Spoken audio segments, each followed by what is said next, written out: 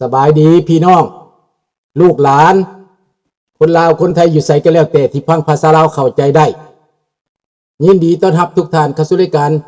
เสียงภาษาลาว Welcome to everyone Bienvenue à toutes et à tous ยินดีต้อนรับทุกท่านเนาะสบายดีทุกคนสวัสดีครับขอห้องเพลงชาติเลยเด้อศาสตร์ลาวตั้งแต่เดิมมาขึ้นชื่อลือซาอยู่ในอาเซียนศาสตร์ลาวผูกพันไมตรีร่วมสามัคคีฮักโฮมกันหากศาสตร์หากประเทศเฮาหากเจ้าปกกิจกิสาผู้มักความศาสนาแต่บูหันมาฮักษาดินแดนบ่ให้สัตว์ใดมาล้วนหาวีลบกวนยัดแย่งสิ่งเอาพายขึ้นเขามารู้วุ่นวายสู่จนตัวตายต้านทานศัตรูสวยเสื้อชู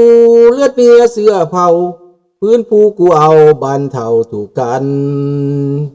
เอาขอบใจสบายดีเนาะสบายดีสอน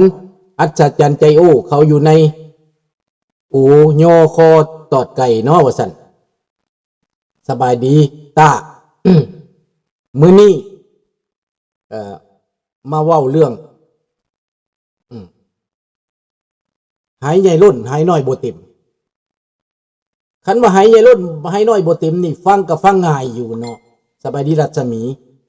หายน้อยบ่เต็มหายใหญ่แม่นผู้ใดคนที่มีอำนาจมีฐานะร่ำรวยเนาะคนที่มีเส้นสายสบายดีน้องธนพรสบายดีท่านประดิษฐ์สบายดีรัศมีรวยอูฟูพี่น้องจำได้บ่ตอนหนึ่งวิภาวันพานคำแต่งตั้งคนร่ำรวยเข้าไปนั่งในสำนักงานนายก10 คนพี่น้อง10 คนเหล่านั้นมันมีหลายสาขาหัวหน้าไฟฟ้าหัวหน้าขายเบียร์บริษัทเบียร์หัวหน้าขายคำหัวหน้าธุรกิจโรงแรมหัวหน้าขายบ่อแฮหัวหน้าน้ำประปาหัวหน้าหลายหัวหน้าที่เข้าไปนั่งมีผลประโยชน์ทับซ้อนกับรัฐบาลมาฮอดเท่าทุกวันนี้อยู่ในนั้น1 คนใน10 คนน่ะก็มีนางที่เป็นผู้แทนราษฎรว่าซั่นเป็นผู้แทนสภานั้นในสภาตลอดเป็นผู้แทนมาตลอดนางวาลีเวชพงศ์เสนอนั่นเสนอนี่พอคือเนาะอันนี้แหละมันมีอยู่ใน10 ท่านแต่ผู้ใดมีสื่อเขียนบอกข้าพเจ้าเนี่ยมีไผแน่เนาะ10 คนน่ะมีไผแน่และผู้ใดเป็นเศรษฐีแน่ส่งรูปมาให้ข้าพเจ้าแน่พวกเศรษฐีทั้งหลายนั้นในนั้นก็รวมทั้งสอนไส้นั่นแหละมหาเศรษฐีสอนไส้เป็นมหาเศรษฐีกับกลุ่มดาวเฮืองนี้ดังนั้นผลประโยชน์ทับซ้อนในรัฐบาลมันเป็นแบบนี้หายล้นหายน้อยบ่เต็มนั่นหมายก็ว่าคนรวยล้นฟ้ามีเศรษฐีในลาวเกิดขึ้นแต่เศรษฐีนั้นเกิดขึ้นสบายดียะลุงโพสบายดีพลเกลาเนาะบริษัทเบียร์บริษัทเบียร์และก็พ่อค้ายาเสพติดรวยพ่อค้าคาสิโนหวยเถื่อนแต่ว่าทุกอย่างนั่นแหละพี่น้องรวยล้นฟ้าสบายดีดิบสบายดีสีสมัยเนาะดังนั้นพวกนี้รวยล้นฟ้าห้านค่าคำเศรษฐีค่าคำใดมาก็แม่นนางนี่เป็นผู้ควบคุมเบิดตลาดเวียงจันทน์แล้วก็เปิดให้พวกแก้ว เป็นอย่างพวกนี้จะเป็นเศรษฐีได้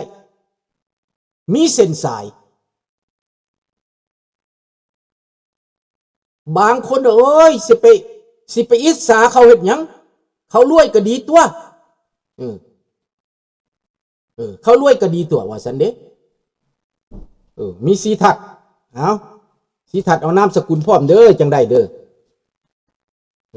ได้สองคนแล้วสีทัดผู้หนึ่งรวยนี่แต่นามสกุลนำเด้อนี่แหละมีคนรวยแบบนี้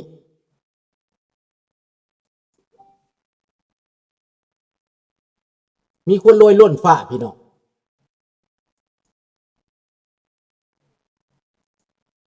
อันนี้แหละพี่น้องอยากให้เข้าใจว่ามันรวยได้จังไดให้ยาเลื่นให้น้อยบุติมนะยาลูกพ่อเพิ่นกับแปลแล้วเนาะ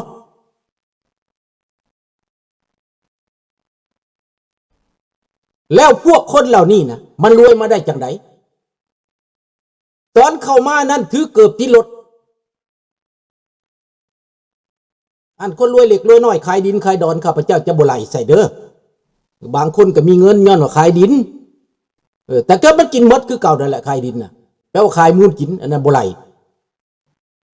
ว้าวพวกที่ว่าซื้อดินอีปานิยาท่อตู้จังสิมันรวยมาได้จังได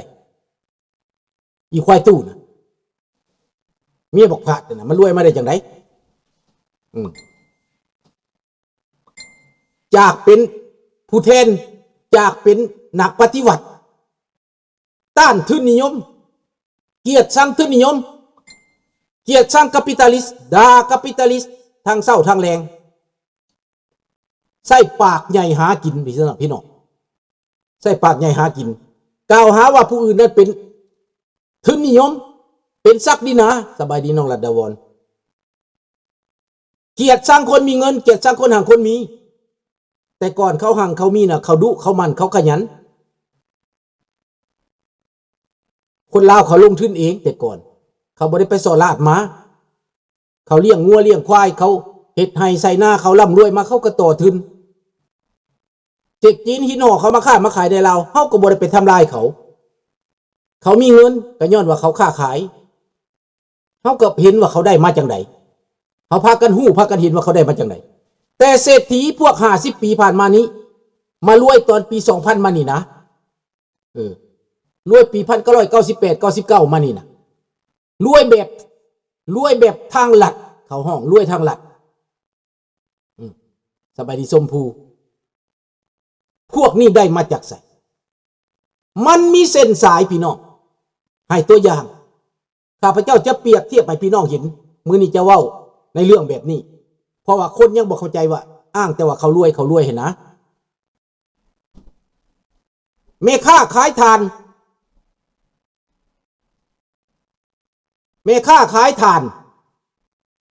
ขนถ่านมา10 เป๋ามีการกวดด่าน3 แห่งด่านทหารด่านตำรวจด่านกองหลอนเสียไปด่านละเป๋าละ3 ด่านนั้นด่านละ10,000เรามีถ่านอยู่ในล่อเรามีตั้งแต่บ่พอฮอด10 เป๋าด่านละ10,000ไปฮอดปลายทางบุเหลือกำไรจากดีเหลือแต่ทุนทั้งทุกทั้งยากไปขนถ่านมาขายแต่ว่าพวกที่มีเส้นมีสายนั้นเขาขนสินค้ามาจากประเทศไทยมาขายค้าเขาบ่มีไผกวดเขาบ่มีไผเก็บเขาจะเอาเงินใส่กระสอบไปในบ้านไปหารัฐมนตรีไปหา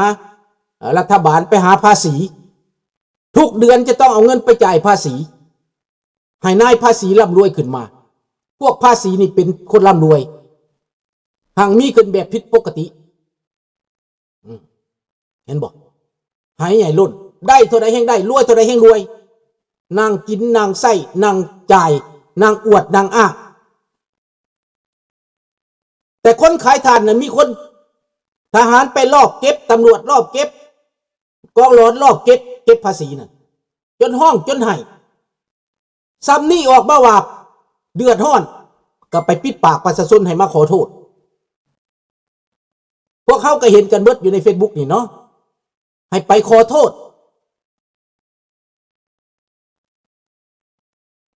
ศรีทัศน์ไสสุริวงศ์เนาะ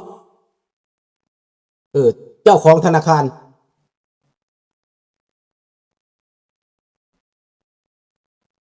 แม่นเส้นสายเบิดพี่น้อง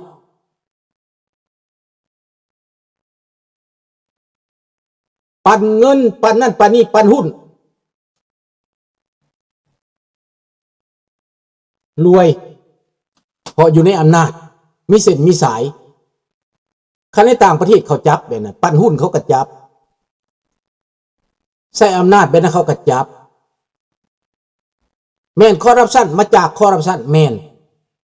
แต่ก็ว่าคอร์รัปชันซื่อๆคนลาวบ่เข้าใจเขาคอร์รัปชันแบบไหนคันว่าคอร์รัปชันนี่เขาถือธรรมดาคนลาวถือธรรมดาเพราะเขาบ่จักว่าพวกนี้เอาหลัดเอาเปรียบเขาบ่ได้เครียดบ่ได้แค้นเขาทุกข์ยากเขาก็ว่าเวรกรรมวาสนาของเขาบ่จักว่าคนพวกนี้ไปเอาเปรียบเขาเบิดแล้วชาวบ้านถือคือแม่ตู้ขายคือแม่ป้าขายทานนั่นแหละแต่พวกธนาคารพวกมูนี่เสียภาษีก็เสียคือเสียภาษีก็ตัวไปเขียนไปแจ้งไปแปลว่าจ่ายโปรเดแวง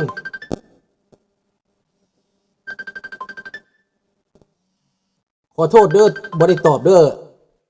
อันน่ะลูกหลานเด้อที่โทรมาทางหลังบ้านนี่ตอบบ่ได้เพราะว่ากำลังออกรายการอยู่เด้อ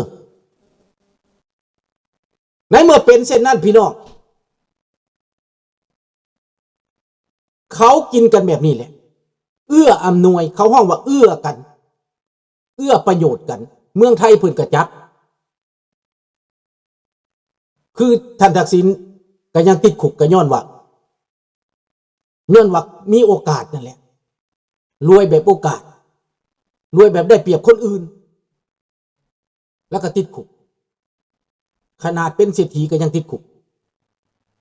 นี่ดังนั้นเขาแบ่งประโยชน์กันหมอศรีทัศน์นี่แบ่งไปศรีทัศน์นี่แบ่งประโยชน์กับบุญยังแมน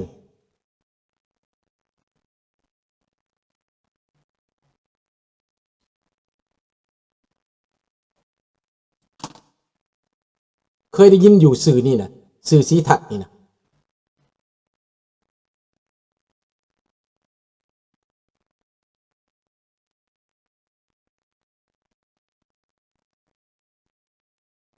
ดังนั้นเรื่องนี้พี่น้องเส้นสายรวยอูฟู่กอบโกยโกงกินซอลาดบางหลวงข้าพเจ้าจะใจลงให้เบิ่งให้พี่น้องเห็นแล้วเหตุใดมันสิเป็นธรรมล่ะคนขายถ่านบนหน้าที่เขาจะเสียภาษีเลยเพราะขายถ่านมันน้อยเกินไปมันเศรษฐกิจน้อยเกินไปเขาจะบ่ไหลเลยเรื่องขายถ่าน2-3 เป่าหั่นนะจะบ่มีการเสียภาษีเลยแหละสมัยก่อนบ่ได้เสียดอกขายถ่าน2-3 เป่าบ่ได้เสียบ่มีผ้า1 ดวงก็เก็บเป็นบ่ล่ะสิ้นผ้า1 ตัวก็500 กีบเก็บฮอดผ้าฮอดมีนฮอดบ่วงฮอดซ่อมพุ่นแหละนี่แหละ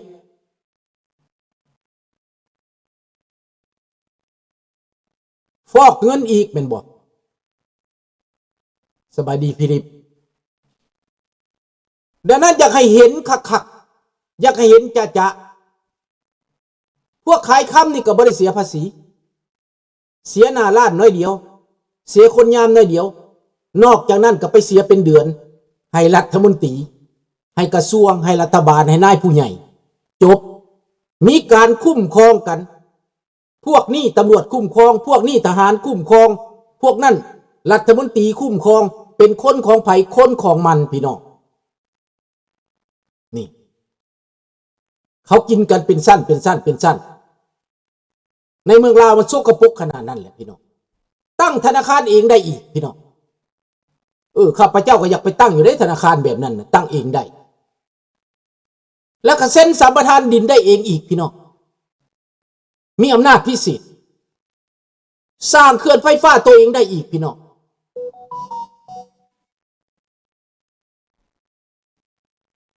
สร้างเขื่อนไฟฟ้าตัวเองได้อีก